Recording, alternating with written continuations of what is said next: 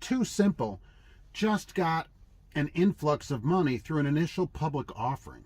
They're working on autonomous trucks and the technology that will make them driverless. All right, so let's find out what exactly would make a company want one of these trucks, because there's going to be a protest here in just a few short weeks, a couple weeks here in Indianapolis, about autonomous trucks, and we need to know what makes them attractive to companies and what we can do to fight that, and not through maybe a protest. All right, so let's see. Hello and welcome to Trucking Answers. I'm Mark, your self-driving host, and I want to talk about the IPO of TuSimple and what is it that makes these trucks look so great to companies. You know, TuSimple is a company that has a lot of big investors, some mega carriers, Goodyear tires, even international trucks. And I figured, well, that's the only way somebody would want to get in an international is to actually not get in it. But that's just me. So, look, here's the thing. A lot of companies are investing in this. They are worth billions of dollars, this company now. It's no small thing. It isn't like far off. They're working on it, and they hope to have some of these trucks running around without a driver in the pretty near future. They're currently working in the south, Arizona, Texas, that area, down south, way south. Okay, but eventually the technology will become nationwide. What would draw a company to use this over, say, some great driver? Well, there's quite a few things. Initially, this part of trucking that TuSimple is trying to solve is called the middle mile. That's what they're calling it. So at first, each truck will support two drivers. One driver on one end, a local driver, will go pick the load up and bring it to a drop location, some yard or drop spot somewhere. At that point, the autonomous truck takes over and does the middle mile, the easiest part, as it says, the interstate part of the driving, to another yard that is close to the destination.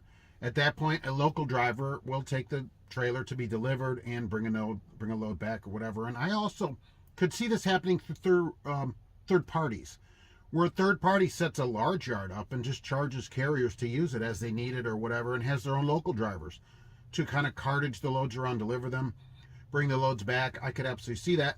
And a number of people commented, what about fueling? Well, a self-driving truck that is probably a day cab, since no one is sleeping in it, and large tanks, 300 gallons, could probably cross the country now with the fuel mileage that they're getting without a problem. And it's likely that the yards that would be started up would be less than that. It wouldn't need to do that. So in-route fueling wouldn't be a thing. The people at either end or whatever could be there to also fuel the truck. Heck, the drop yard could have fuel at it. All right, so that problem is easily solved. It wouldn't need to find parking. Okay, so there's a benefit. It wouldn't get into these small backing accidents that many companies have at truck stops because it doesn't need to back into a space. The benefit most people think about is removing the driver and their pay. And yes, that is a large part of it as well. Not only is it the amount that you make, it's all the side benefits that the company is either required by law to pay or does pay to try to hire drivers. Health insurance, dental insurance, all that stuff has to be paid by the company. 401k contribution, but also unemployment, workman's compensation. They're part of Social Security. All that has to be paid by the company, and many other costs, vacations, that kind of thing. All that's paid by the company. They wouldn't have to do that. All right, the truck doesn't need a vacation. It doesn't need to take holidays off. It doesn't need to do any of that. But further than that, it also doesn't get distracted by a text that it gets. The truck's not distracted by a game that it's playing or watching a video or anything else on its phone or anywhere else. It's not distracted. It's not tired. It slept good last night, right? So it's always awake, right? It can drive day and night. It doesn't even need a 30-minute break. It doesn't need any of those things that hold up drivers. It also doesn't call in and say, oh, I don't go to that part of the country. And I agree with drivers. There's lots of parts of the country I would cut off too and not want to go to. The autonomous truck would have no problem going there. It doesn't know anything like that. It just goes where you tell it. And if there's no load, it'll just sit there without even calling in until it's ready to take its next load. So it eliminates a lot of the problems with the company. They'll also be able to reduce their people in HR because they won't have as many drivers, so they won't need as many people to take care of all these problems. They would have less dispatchers because the truck can be dispatched autonomously as well. Though, yes, dispatch, your job's going away as well eventually. But the truck would drive at a better rate. It would be steady driving. Oh my gosh, I've been noticing this. How many drivers, is there not cruise control in trucks anymore? This should almost be safe for Sunday, but it's going to go today. Last night here, I'm getting passed again, right? Somebody comes up, they're passing me, they're gone, 68, 69, 70. Then when I'm catching back up to them, they're going 58, 57. Catch up to them, they take off. That wastes a lot of fuel. That wastes a ton of fuel. Number one, hey, idiots, set your cruise. All right, but the other thing, that wastes a lot of fuel. And so company drivers or whatever may not care about it, even owner-operators may not notice it. Well, the truck will maintain a steady speed. It will. If it sits in traffic, it doesn't mind. It doesn't have to be paid extra. None of that. If it has a breakdown, it doesn't cost the thing extra. None of that. All these extra costs, those are costs associated with the driver that would not be associated with the truck. And without a sleeper, it can haul heavier loads. So presumably it could take more freight and possibly even make somewhat more revenue per mile because of that.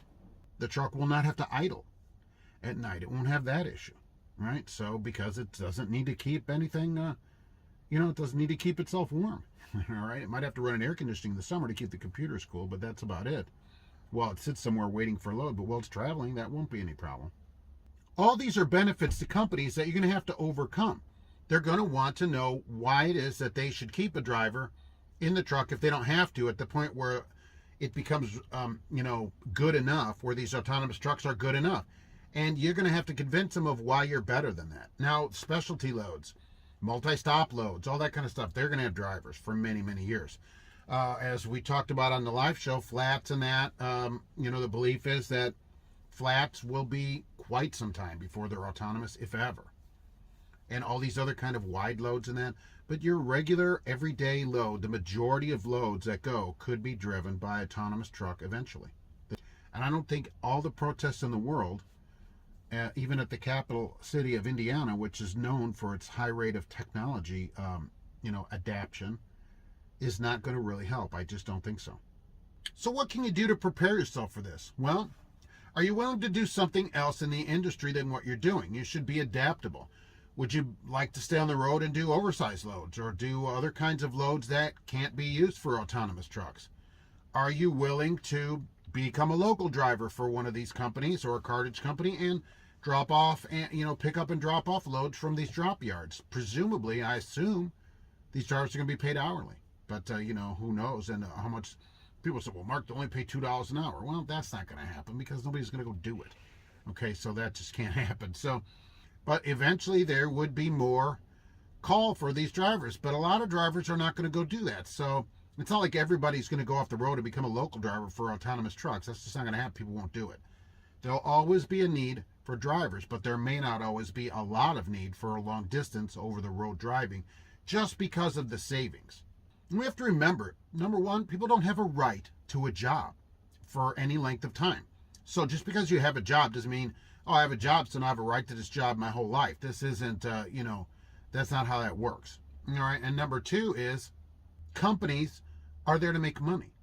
And the only reason they hire us is because they make money off of us. Whatever you're getting paid and all your benefits and everything, that's less than they make. So they make a profit on all of us. That's why we're here at any company, trucking or any other industry. Without profit, companies close. So they make money on us. If they can make more money, they're going to do that. They are. That's just how it works. So you need to be ready to be adaptable for what's coming, or you'll be left behind. Now, is that kind of harsh? Oh, Mark, that's pretty harsh. Well, it's the truth. And you need to think about what's coming. Now, if you're 69 years old, going to be 70 next month, this is probably not going to affect you. But if you're very young in the industry, it's something at least to think about. Would I be willing to change what I'm doing in the future to keep my career? If the answer is yes, then you'll have a career your whole life. It won't be a problem. If you're like, absolutely not, I'll only do this over the road or I won't do anything, well, then at some point, you may need to look for something else. Now, if you're running the north, Seattle to Fargo or something like that, that's going to be quite a while before a truck drives itself on that route. Like a long time. All right, but if you're on some southern route, you're going to be one of the first ones to get this taken over. It's still years away before any widespread adaptation at all, where we see them in any kind of numbers. They're like, oh, we hauled one load of beer 2 years ago or whatever. Congratulations, okay? But before it's widespread, it's quite a while. But you should still always be ready. You should always be up on technology. and always be willing to change and adapt to the situation. Otherwise, you're simply left behind. Going to drive myself around today, and thanks for watching Trucking Answers.